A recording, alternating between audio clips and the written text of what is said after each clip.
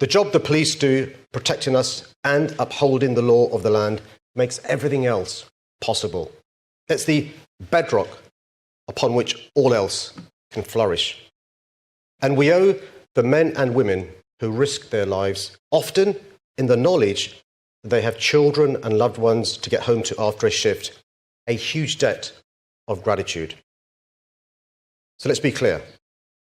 Talking about the need for urgent police reform is not being anti-police. Far from it.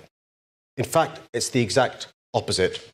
It's about believing the police can be excellent. And it's about facing up to some hard truths so that we can ensure we have the best, most effective, and most professional police force for Londoners.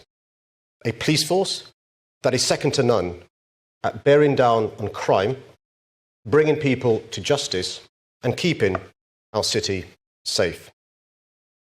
Throughout my time as mayor, I've defended London's police when I think they've been unfairly criticised.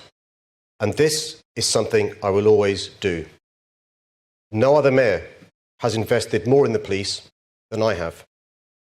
Good officers are one of the most valuable and precious resources we have in London.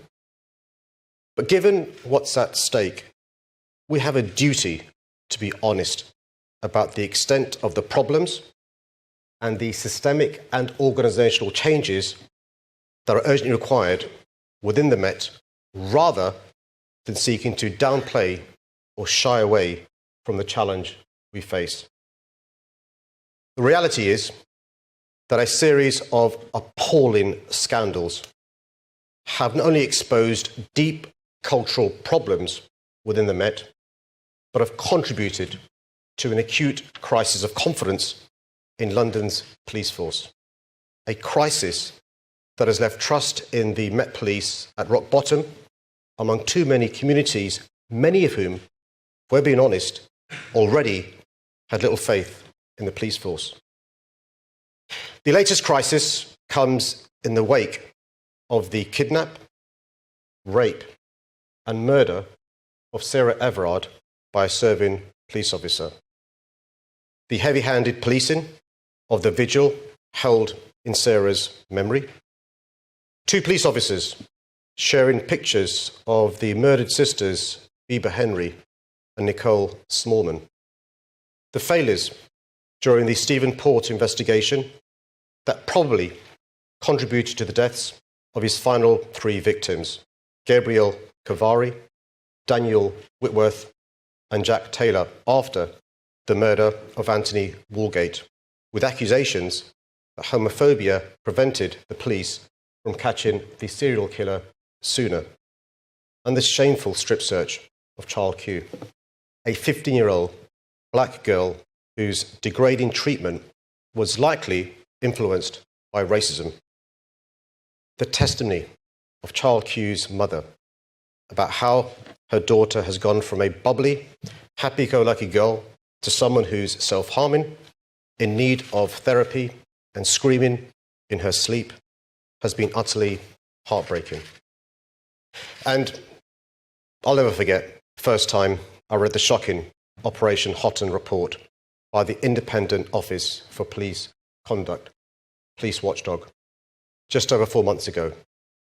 It exposed sickening evidence of overt racism, sexism, homophobia, discrimination, and misogyny among police officers at Charing Cross Police Station. The messages shared between officers threatened rape, glorified sexual violence, and were openly racist, Islamophobic, and anti-Semitic. One read, "My dad kidnapped some African children and used them to make dog food." Another, "Some uniform or plain clothes work on Somalian rats. I battered one the other day." And another, "You ever slapped your missus? It makes them love you more." I'm not going to read any more, don't worry. But perhaps what was most striking and revealing was that these officers felt comfortable sharing deeply offensive messages in WhatsApp groups with other officers. Messages that were only made public due to an independent investigation. And this points to a much wider problem, a damaging culture. And damningly, the Independent Office for Police Conduct concluded as much. Clearly, these issues were not isolated or historic and cannot simply be explained away as the actions of just a few bad apples.